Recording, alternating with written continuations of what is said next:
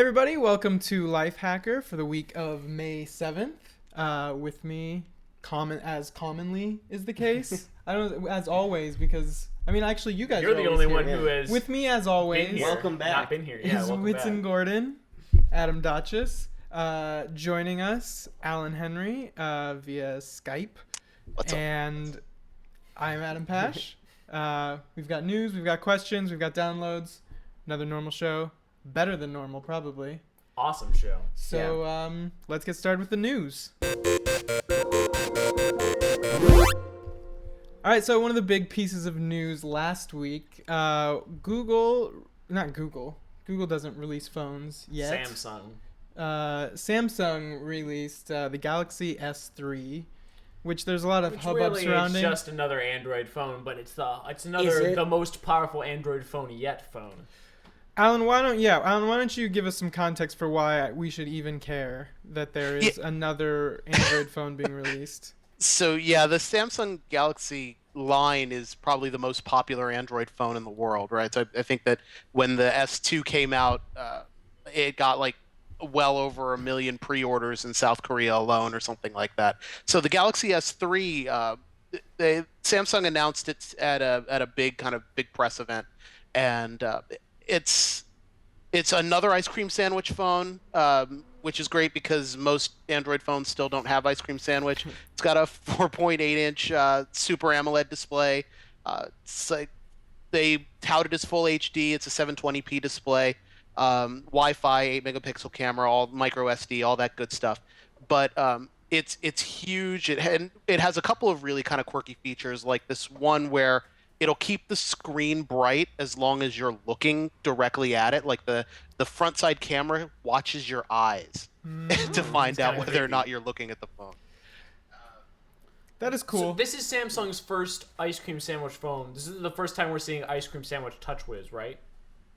Yes. Okay. Samsung made the Galaxy Nexus, the kind of official Google phone. But But it didn't have this TouchWiz. It's this ice cream sandwich TouchWiz. Like, how What weird is has the TouchWiz? naming? What is TouchWiz? Sorry, given? TouchWiz is Samsung's custom UI that they put on their phones. Like HTC has their HTC Sense. Yeah. Motorola has Moto Blur. TouchWiz is Samsung. TouchWiz. That's they didn't choose They well. didn't name that well. Well, it's a Samsung's rolled a bunch of new features into TouchWiz to try and make it more palatable to people, because by and large most Android users look at the interface that a manufacturer puts on the phone and says, I don't need this, I want an Android. Right. And they're trying to add some features to TouchWiz that makes people a little bit happier about having it when they open their phone. Which is what the opposite of what HTC did with Ice Cream Sandwich, right? Is they toned down Sense a lot to be like, look, it's mostly stock Android, but with a few things that make it better, which is really what I want from Sense, because Sense does have a lot of things that copy and paste is way better on Sense than it is on Android. And they had great widget, all of the and they had great widgets and stuff, but they had just over time had gone a little overboard with Sense. So. Well, and I have to say though, I have an Android tablet. It's a Samsung, and I have TouchWiz for whatever came before ice cream sandwich. I don't even remember anymore. Gingerbread, and it's fine. It's not. I haven't found that it's like terribly different from. It's the only one I've never used. The stock. So can I get a perspective check? Ice cream sandwich. Ice cream sandwich was announced when? Last fall. Wait. Wow. When you say last fall, you mean? I mean like the fall, like September. Really? Of 2011? Yep. I believe so. Yeah, it was September 2011. It's that, and which is why this is so ridiculous that this was announced and released months ago, last fall, and the vast majority of people still do not have it. My phone is by no means an old phone. And I still do not have ice cream sandwich. What is an old phone? Because now you're an iPhone user. Now And everyone I'm an at this iPhone table user, is an iPhone user. And Perhaps this is the because thing, of these issues. Is when ice cream sandwich came out, I was like, this could be what makes me love Android again. This could fix all the things that I love about the iPhone and hate about Android. But guess what? Never got a chance to find out because I waited 7 months and I still didn't get ice cream sandwich. Not even in the form of a custom ROM. Yeah. So that's I got tired of waiting. Sorry, Android. Well, before we move on from this, just one quick thing. With there was a story this weekend, or maybe it was the week before, or last weekend, I should say, not this weekend. That hasn't happened yet. About Steve Wozniak saying that Windows Phone 7 was much more intuitive and beautiful than Android, and really should be the winner in the whole war. But as we've said, I mean, Windows Phone is coming a little too late. But Whitson, you spent a lot of time with it. I gotta say, I love Windows Phone, you guys. If it weren't for the only reason I got the iPhone instead of I would have considered a Windows Phone if it had good apps for like Gmail and Google Voice. If it had better Google integrations, like the reason I was finally able to switch to iPhone is because we have Sparrow, we have a good Google Voice app that you can get in the store now, or a good Google Voice jailbreak app. Yeah. So I can actually use all those things on the phone. Windows Phone, the interface is so beautiful and so consistent, and I really, really like it. And the phone powers on like instantaneously. You have to sit there waiting for like a minute for it to load, and it's always fast because the interface is just so simple. And I really, really like it, and the hardware looks good too. I really like it. It just like wasn't. If the app economy or whatever were better for it, it would be a great contender. I think. Yep. Developers Completely agree. Get to work. It's hard because you're not allowed. It's very much a which came first, chicken or the egg situation, because developers aren't developing for it because no one uses it, but no one's using it because the app store isn't there. I think it's a long game. At Microsoft, they've done a good job, and I think that more and more people will use it. I think it's got a promising future. It's just like it's hard right now to care that much. I think it does fill a very specific niche that maybe I think is bigger than it is. But for like people who want a smartphone, want to be able to browse the web and get email on their phone, want to upgrade from a dumb phone, but don't necessarily care about downloading tons of different apps and playing Angry Birds and doing all these other things on their phone, Windows Phone is perfect for those people because it's super easy to use. Yeah. Well, speaking of Windows.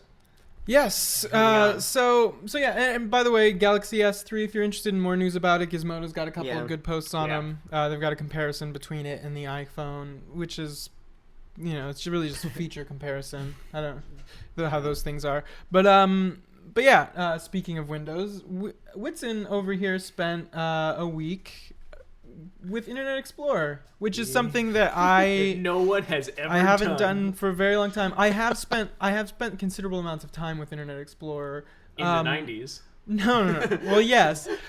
But when I wrote the last edition of the Lifehacker book, I spent a lot of time working in Internet Explorer. I still really like it.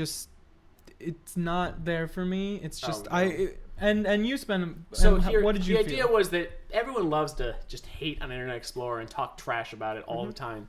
And I always kind of watch these people trolling Internet Explorer and wonder, like, have you actually used it, like, since the 90s when it was actually really bad? Have you actually used Internet Explorer? And do you know, because people say that it crashes all the time and all this stuff. So I went out to use it for a week to see which of these claims were actually true. First of all, it doesn't crash all the time. It was actually one of the most stable browsers I've ever used. At least part of that might be because of the integration with the operating system, but I have Firefox crash all the time. I don't know. You're using Internet Explorer, and it 9. never Internet Explorer 9. Problems. And in Internet Explorer, it never got bogged down by a lot of tabs, at least for me. That sounds nice. Yeah, and so like there were some things about it that were very nice. It has really good Windows integration. Those pinned sites are very cool. So like if you listen to Slacker Radio, you can pin Slacker Radio to your taskbar and actually get like media controls when you hover over the icon. Things like that are really cool. But for the rest of it, the power user features that we have come to love so much in Chrome and Firefox, like keyword searches. I can search Lifehacker just by typing LH and then search terms. It will search Lifehacker. Yeah. Or I can set up to search, all my favorite tech sites: Lifehacker, Gizmodo, How To Geek, whatever. Actually, what you should have tried doing is you should have gone all in at the same time with DuckDuckGo, which has those, and so like those bang. One person searches. said that in the comments is that can kind of replace it. You can't create custom ones, but that could, if you're using Internet Explorer, that could somewhat replace that feature. For anyone who doesn't know, DuckDuckGo is an alternative search engine that has something like keyword searches built into the search engine. So like you can type bang Lifehacker and then a search, and it will search like Lifehacker the site. Right, and but it only works for certain sites that they've set it up for. They have a ton of them. They support a lot, so it would be a potential workaround for a lot of people. And actually, if you're stuck using Internet Explorer at work, for example, it might be something you're really interested in trying out. I also didn't, I mispinned tabs because I keep like both my Gmail accounts, Google Calendar, Google Reader. I have like 10 pin tabs, and that saves you a lot of space. And also the extensions library in Internet Explorer is just absolutely abysmal.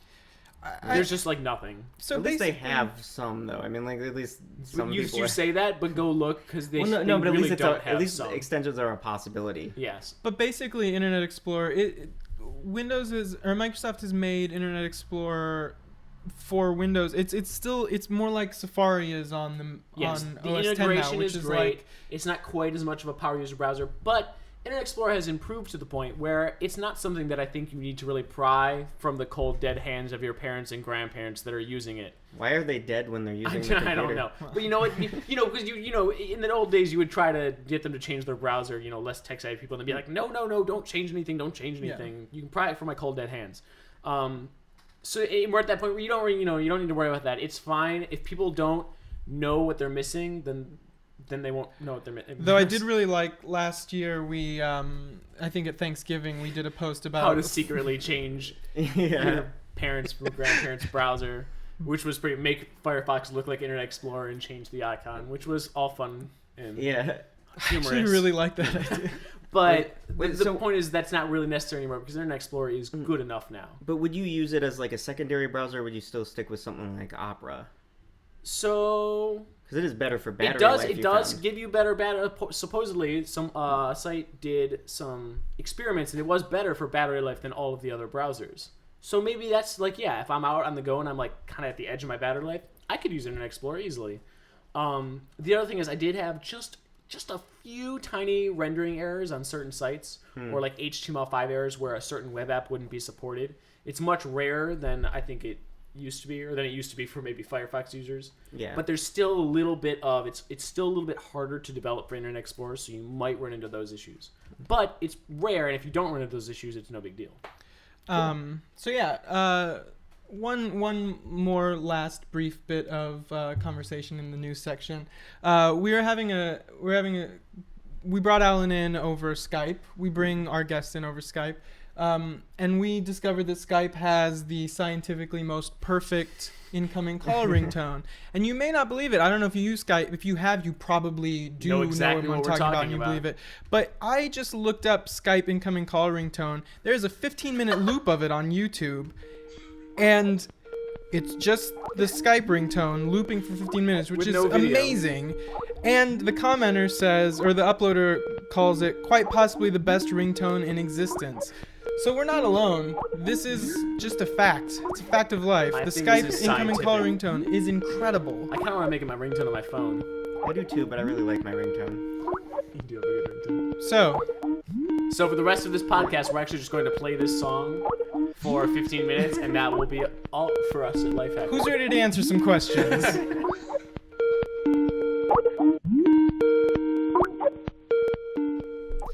Okay, our first question comes from a caller.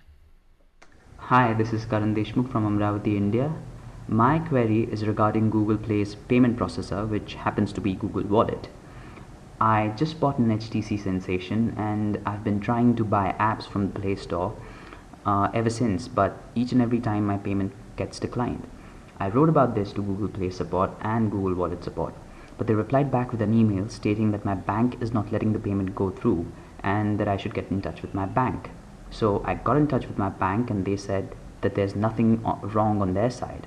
Also, additionally, my Visa debit card, which was recently renewed by the way, works everywhere else, just not on Google Play. Am I supposed to open an account in another bank just to buy apps? Even if I did, is there any guarantee that the new card will work? Is this problem fixable? Thank you in advance. Love the show, guys.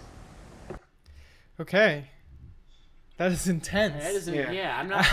I think I might be missing one of the details. So He's trying basically- to buy apps on the Play Store using Google Wallet? Yes. Yeah, but it works everywhere. Apparently, the debit card he has set up with it works everywhere else, but it doesn't work with Google's own service. Alan, what do you think? So yeah, the Google Play uses Google Wallet to buy everything, and Google Wallet only supports Visa, MasterCard, Discover, American Express, the kind of big primary card companies.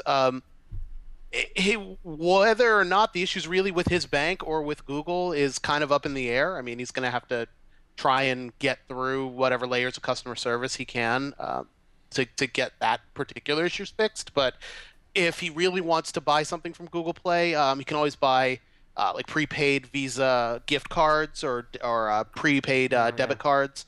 Like I know American Express and Visa both have those little cards that you can load up with $20 or something and give to somebody, and you can use them just like cash.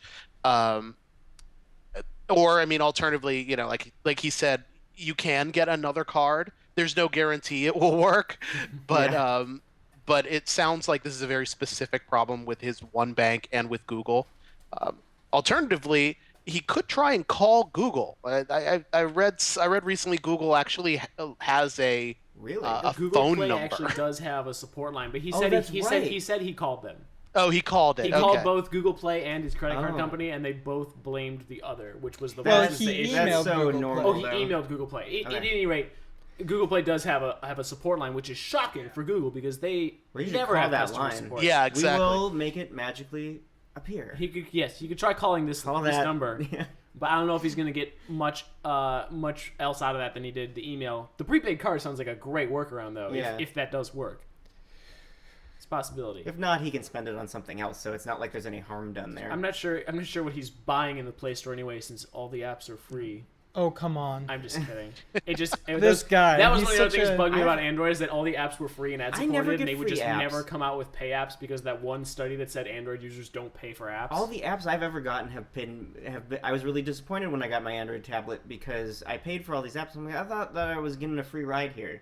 It did not happen.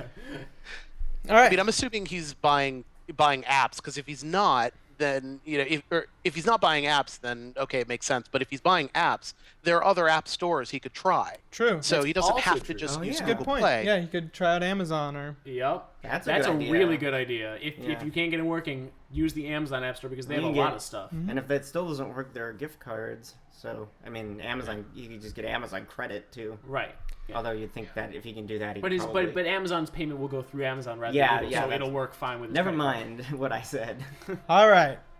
So reader hot from Florida writes, I can get fired if I have my cell phone on at my part-time job. I take such short breaks, I'd rather leave my phone on and in the car than turn it on and off whenever I leave / come back into the building. Sounds like she needs a Windows phone because it turns on and off really quickly. I'm fully aware that leaving even non-melty things in a hot car with black interior in Florida is a bad idea. Is there any way I can keep things cool in my car for an extended amount of time?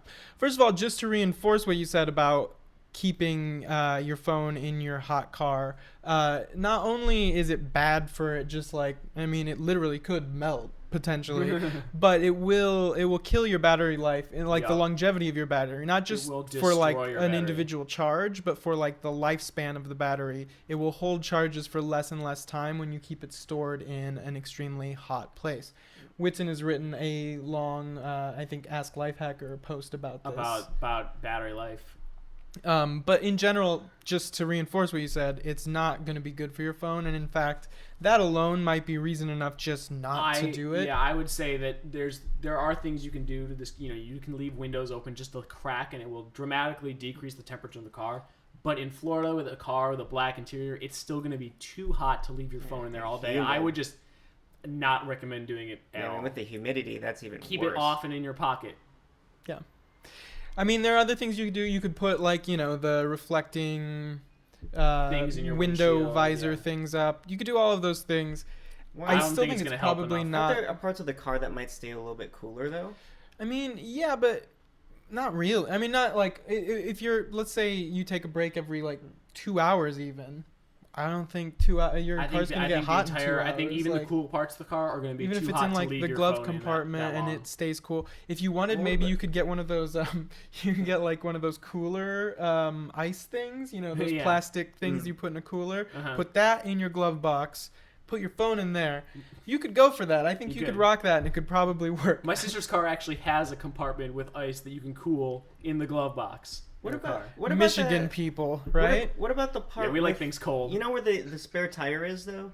Yeah. In the trunk under the thing. It always seems cool to me. I mean, I hear what you're saying. I think maybe that could work out. At the same time, part of the issue is she or he, I'm not sure, doesn't want to take the time to wait for the phone to turn on and off.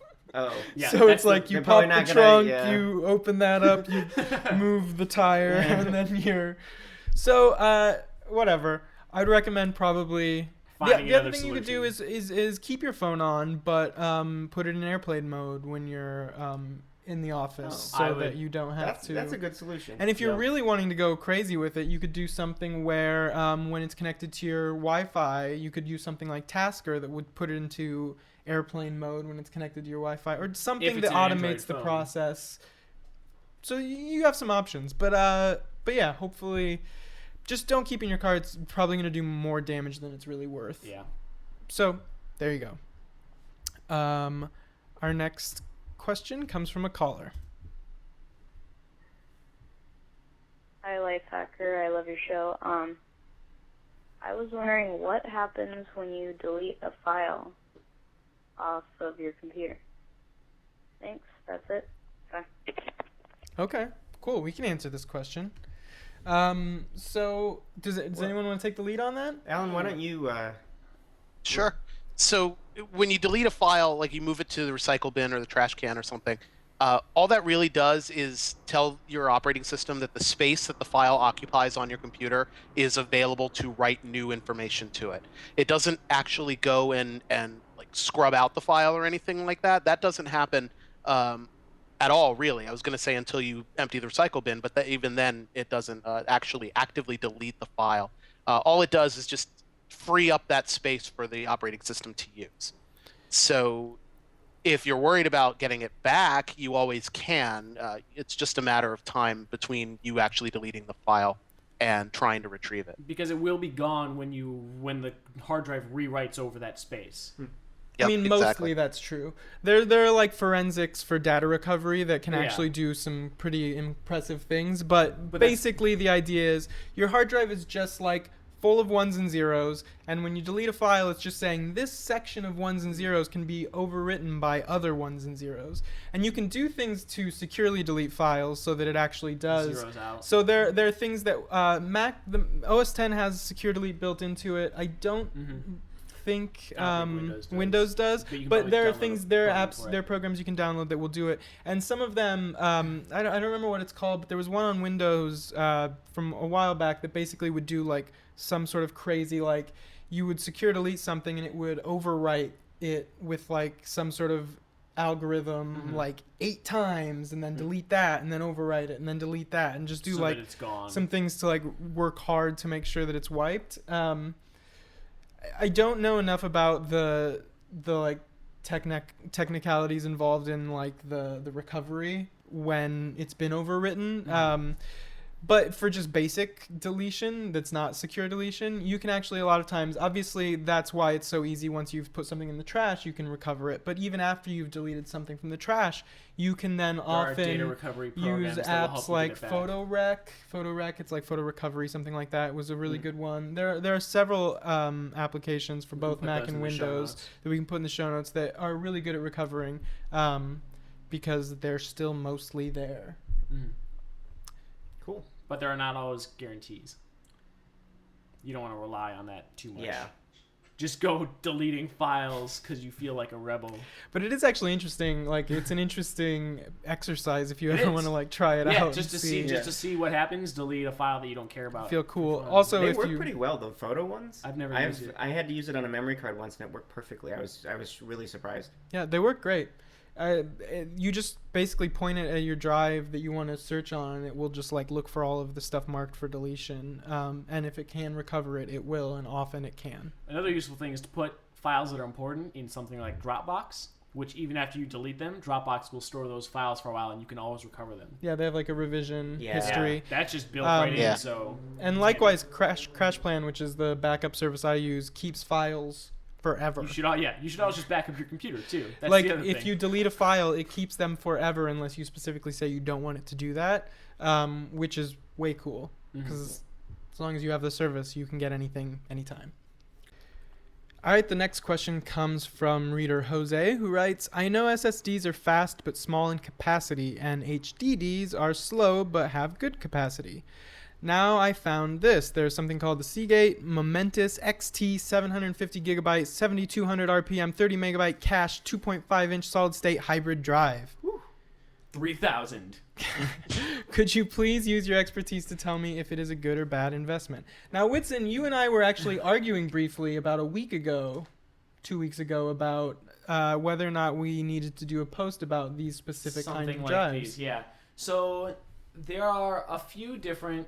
First of all, I'll tell you this: if you're gonna go SSD, by far the best thing you can do is to get an SSD and an HDD, and separately install your OS and programs on the SSD, and put all your files, your media, your music, movies, documents on the HDD. Mm-hmm.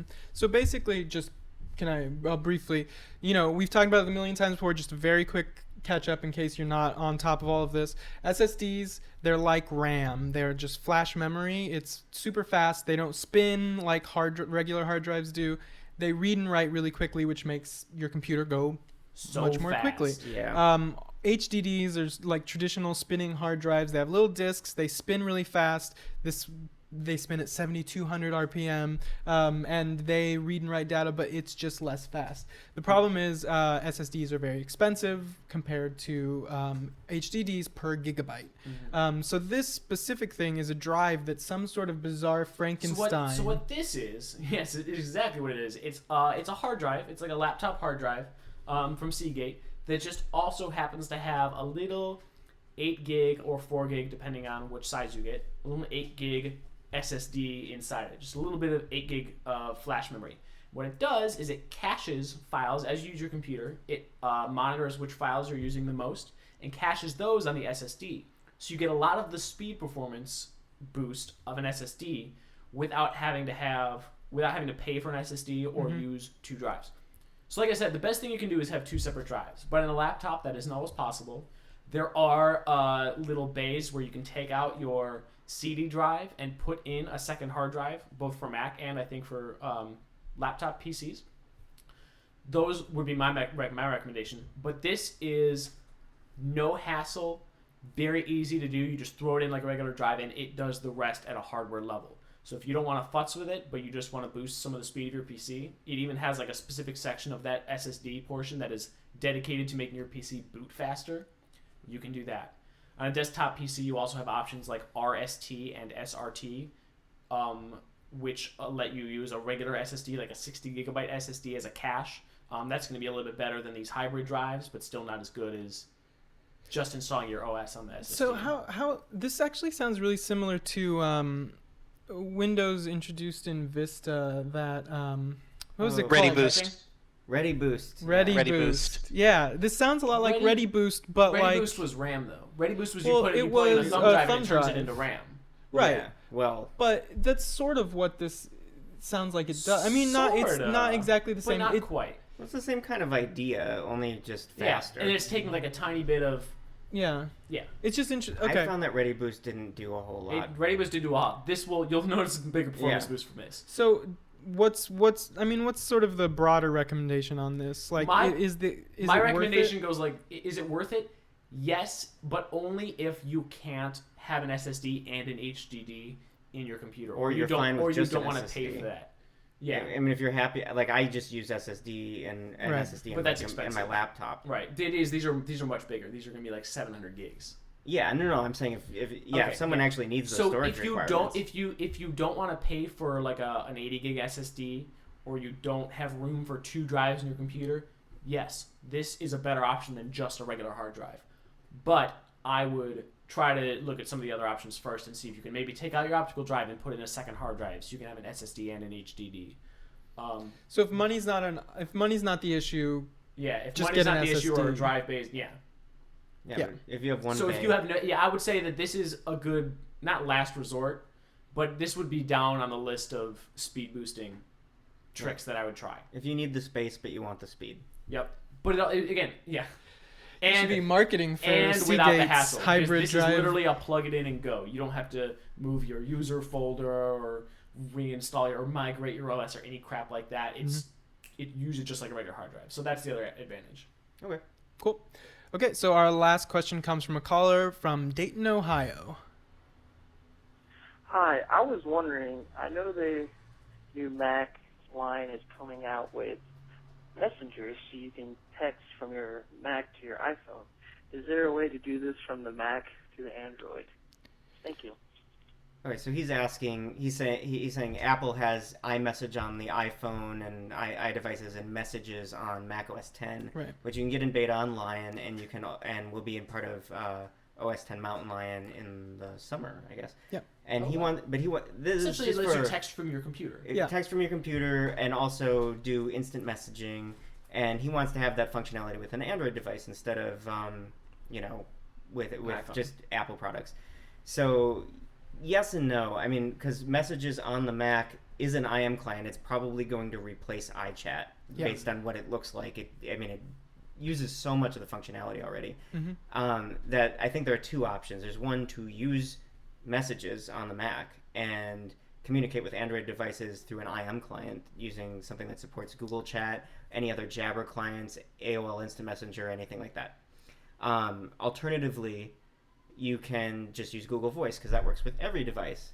And on the Mac, you can use a client called Growl Voice, which we all like. And it lives up in your menu bar and is really, really handy. It drops down. You can just send a text message. You can see all your text messages in there. It doesn't necessarily, it won't sync what you wrote everywhere like Messages does or iMessage does, but it will sync all the stuff that you received, so you can still reply to everybody. And you can always go to the Google Voice web app to see all of your back and forth conversations. Yeah, that will always be there. I think the downside really to using Google Voice though is that sometimes the messages come in different orders. If you send like more than 160 characters at a time, they come in backwards for me. I sometimes don't get messages on my iPhone, but I can get them by using the Google Voice app, but they won't send to me directly sometimes. Adam has a horrible history of things not going well for him. With Google Voice works great with for Google. Me. I love it. I use it full time and it is fantabulous. I really want to love it, and it could work better. It really wants to love you. iMessage has worked really well for me with the people I've used it with. I've had no issues once I figured out how to get it to sync properly. But so the catch with using it's sort of a choice of what you and your friends I guess are going to use most, because I love doing the Google Voice, and I use Growl Voice, and you can get Growl notifications when new texts come in. It's all very well integrated. And a lot of my friends don't have iPhones, so Messages is still going to be limited to iMessage, so that you're still not going to get that full text from your computer functionality. Yeah. You need to, if your friends have some dumb phones, then Google Voice is the only thing that'll work, because iMessage can't communicate.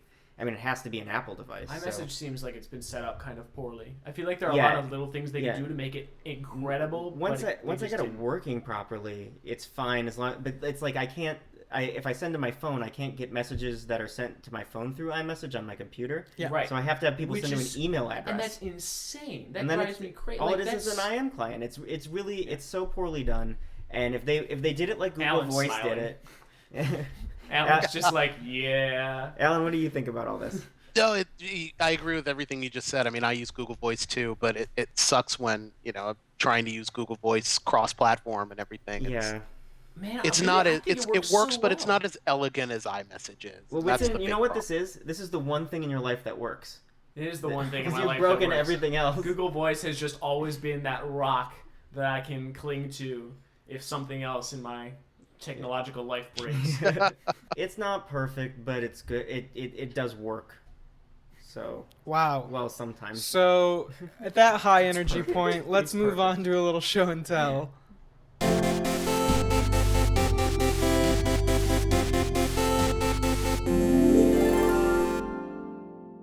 What is this thing that I have? Oh, it's I didn't bring the old surge protector that we love so much. Belkin's had a couple of surge protectors with USB on them, and one I wanted to bring it and I forgot because just a little block with USB. Yeah, it's a 3-port. It's basically, for those of you who can see, it's a surge protector with 3 plugs on it instead of 6 like this one has, and then 2 USB ports on the top. So it's a bit smaller than this one, but the problem with it is that when you plug it into the wall, it sticks out from the wall a little bit, and if you try to, it doesn't sit flush with the wall. So when you plug things in, it kind of bends. It's very extremely not sturdy. heavy too. It was a not great. It was a great idea, but it just didn't. Oh, Alan's got it right there. Oh, yeah, right there. Our savior.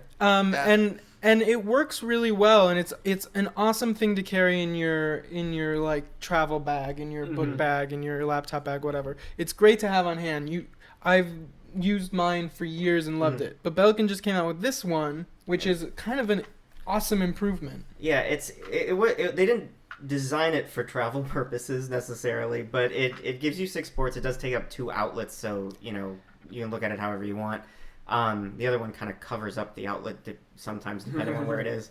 But you get 6 ports to plug in, still 2 USB ports. But what's really nice about it is it's flush with the wall. And if you want to have it there permanently and you don't want to travel, it has a little screw so you can screw it in. And we've posted about so many different kinds of wall ports where you can just take the faceplate off and then it turns it into a USB and a plug. But then you lose all these plugs, and this one expands your plugs. You get 2 USB ports.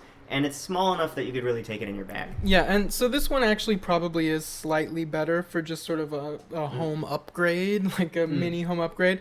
The nice thing actually that the one that Alan has, it can cover plugs. However, it has that little button that you can pivot the outlet plug like all the way around, so it's a little bit more flexible. A little too flexible, if you ask me. I was a little bummed when I realized this is the thing about these, they actually always come they're always bigger than you think they're going to be. Like it's not that big though. It's not. The one Alan has was bigger than I thought when it got there. This one's I've grown to skinnier, love it. This one is skinnier. It's also, but I wasn't sort of expecting the 2 outlet aspect of it when I got it. Which sort of bummed me out. Yeah. Especially you actually literally need 2 outlets because it has this grounder. Yeah. One of these days they'll make one where it's just where it's like even if I'm cool with it having 3 options, and being a small one. It's just that the other one just sticks out, and when you plug things in, it bends, and I feel like stuff's breaking. And it falls out a lot. It doesn't have a lot of. Anyway, it's a likable little surge protector upgrade. Yeah, now you have new options. one from Belkin. So, let's download some stuff. What are we downloading first? Well, Alan? Yep. So we won't download anything because it's a web app. Right. Although I guess Wunderkit is a really cool kind of. I use it as a bank for my ideas. It's actually a to-do app. It's primarily web app. They have an iPhone version and a Mac OS version, or OS X version. They say is line only, but it works everywhere. But in addition to just keeping your to-dos, it's a little bit different than most to-do apps because it doesn't do the whole like I'm going to remind you, I'm going to pop up these alerts and all this other stuff every time something you have to do something right now. But it makes it really easy to get your ideas into the to-do app or into this app and then walk away and go do something else. Like I have to go do this at 4 p.m. This is a kind of app that you look at and you say, okay, I had an idea to do this thing, or I'm going to renovate my house, and these are all the little things that I need to do. Or need to remember in order to get that done. And the Alan, other cool thing about it, you just did a feature all about sort of how you use it for that, right? Yeah, I mean, I use it mostly to track my ideas for like my personal projects, and it has different categories. So you can say, my work ideas go here, and then my personal ideas go here, and you can keep them separate. It's really cool that way. It has a social feature. You can invite other people in to look at those ideas and comment on them. You can assign them things. I don't use that social feature so much, but I can see how it would be useful for people who collaborate on the same. Cool. Okay, Whitson, while we're on the web, you fixed YouTube last week. I didn't fix YouTube. No, I didn't fix YouTube, but a lot of developers out there did. So I found a very cool Chrome extension, a very cool user script for Firefox and everyone else. I've been using YouTube a lot more lately, and YouTube is just one of those things that we kind of all use every day, but we don't think of tweaking it like we think of tweaking Gmail and other web apps. But it has so many just little things that drive me crazy, like I can't choose what resolution I want videos to display in. Like I just want all videos to play in 720p. I want videos to not automatically. autoplay. I'm glad you wrote this just So because here's this no too. more autoplay. Also, YouTube always starts playing a video as soon as you visit the page, and I don't want that. I want to click on it to start playing it, because if I open up a bunch of videos and tabs that I'm going to watch in sequence, it starts playing them all at once, and it's really annoying. It also does things like, you can turn off the comments, because YouTube comments are the scum of the entire internet. Except for you guys who are commenting on this video. You're awesome. But seriously, they've been really good. I've been surprised. Actually, yeah, I have been shocked at. We've had a couple of inappropriate things, but for the most part, they're really. Maybe they're all Lifehacker readers really and not YouTube. Yeah. Trolls. Yeah. So but anyway, thank you. Yes, thank you. We love you guys. But so it just fixes all these things that kind of make YouTube a pain in the butt to use. So the Chrome extension in particular is fantastic, because if you remove comments, you can do things like automatically expand the description of the video, so it uses up that space really nicely. And you can change the size of the video, so not only is it 720p, but it's also like a little bit bigger in the window without full screening. You just have a bigger video. At any rate, go check that out. Number of different downloads depending on your platform and preferences. It's awesome. Cool. Okay, Alan, FlyRights. Tell us about it. Yeah, so if you've ever been through kind of TSA hell, then it can kind of be a real pain. But most people will yell and scream at whatever agent they have to deal with. But at the end of the day, they don't really do anything. So FlyRights is an application that allows you to report harassment by airport security officials as soon as it happens. That way you can put in, what you felt like you were being profiled for, whether it's, race or religion or ethnicity, anything like that, gender, whatever. And then you put in the airport you were at, the flight you were trying to catch, and then it'll send that report directly to the TSA and the Department of Homeland Security on your behalf. So that way you just go ahead and do it while you're angry and get it out of the way. But the other half of the app, which is also just as important as being able to submit your complaint, is that it also has all the TSA's rules and regulations listed. So before you get really angry about something that happened, you can actually read up and make sure that you go to the airport in the right frame of mind before something happens. Yeah, that's cool. Yeah, and one thing I'd like to add to this, another point of recourse that you have if you're having trouble, not necessarily with the TSA, but in general at an airport, there's an organization called FlyRights at flyersrights.org, where you can call a hotline. I don't have the number on hand, but it'll be on your screen. There it is. You can call them up, and they can be very helpful in case of an actual emergency, where if you had like your medication taken away, or you're not going to be able to get on the flight, and you should be. So definitely worth checking out, just so you have on hand in case it's not just a simple complaint. Cool. Okay, ShareMouse. So there is an application that I've used a lot for Windows, Mac, Linux called Synergy. And basically the idea is this. You've got your laptop, for example, and then you've got, say, a desktop. They're running two different operating systems, but you're sitting them side by side on your desk. And you want to be able to just sort of control them both with, say, the same keyboard and mouse. So a lot of times the way that Synergy works, there's another thing for Mac only called Teleport that's actually really good. And another thing for Windows called Mouse Without Borders. And so basically it's like you set your two screens side by side, and I take my mouse from one side of all the way to the edge of one screen, and then it just sort of like magically teleports the mouse and my keyboard to controlling the other computer. It's like your other computer is another monitor, but it's actually another computer, and it's amazing and magical to be able to use the same keyboard. What's so and great mouse. about ShareMouse? So ShareMouse is a new ShareMouse entry. is a new one, and the main difference is that unlike Synergy, which in the past Synergy was kind of difficult to set up, it's a little bit easier recently. But it's still, you have to download a server app for one computer and the client app for another computer, and you have to set up your monitors.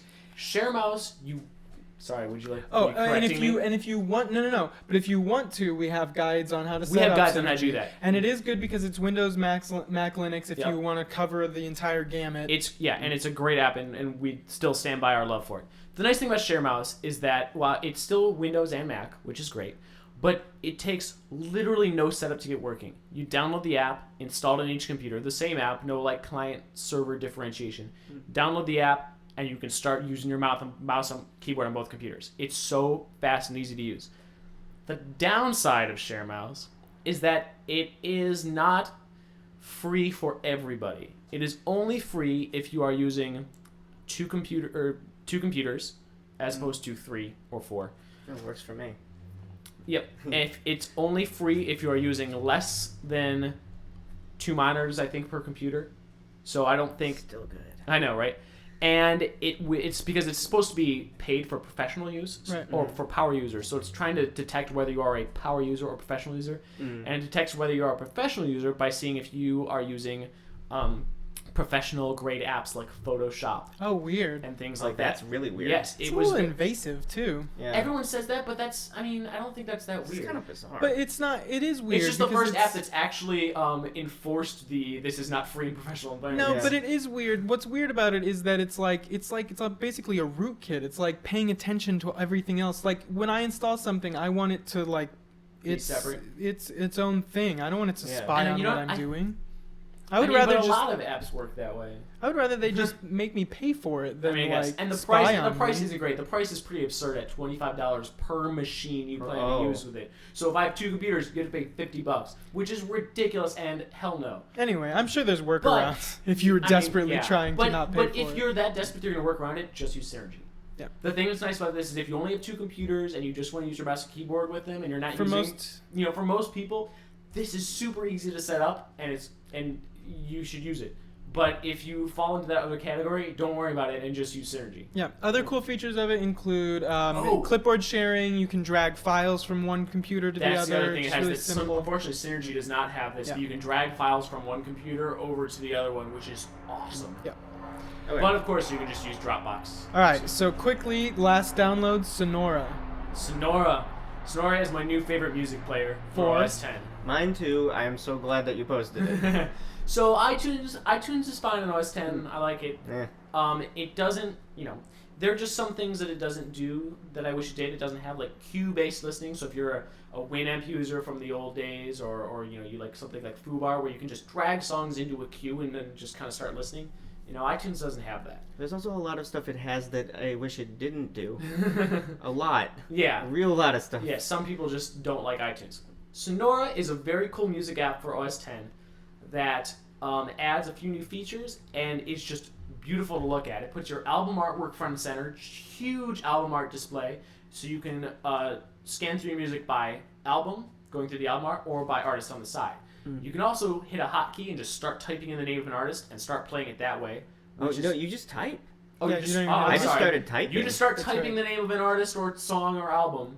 That's just like instant and it'll search. Start playing. It's awesome. I don't know what you'd ever need out of a music player. You can queue up songs in the menu bar at the top just from the interface. You can Scrabble with Last.fm. It supports file types that iTunes doesn't, like FLAC and OGG. It is my new favorite player for OS X. But if you don't like it, I'd also check out InQ, which is a similar kind of in between iTunes and Sonora. Yeah, but give Sonora a chance though, because it is a little weird at first. But there's a 14-day free trial. Interestingly, the instant search as you type, as opposed to iTunes' default search keyboard shortcut, Command Option F, everyone's favorite, most convenient shortcut. So anyway, Sonora, it's beautiful. It looks really cool. It's so great. 14-day free trial. At least try it out. Sync to your iPod, but it syncs with iTunes. So you don't need to add music to Sonora. You just add music to iTunes, and it'll keep your library the same. Then you can sync your iPod with iTunes and whatnot. Cool. All right. Well, that is it for this week. Alan, thank you for joining us. Absolutely. And for Alan and Whitson and Adam, I'm Adam Pash, and we'll see you next time. Bye. If you'd like to ask us a question, send us an email at tips+asklhshow@lifehacker.com. Alternatively, leave us a message at 347-687-8109. Try to keep your questions to about 30 seconds so we can keep the show moving. And thanks for watching, listening, or however you're getting this podcast from the internet to your brain. Little clever tips for fixing all of YouTube's annoyances. You got Smeagol there for a moment. YouTube's. Spell.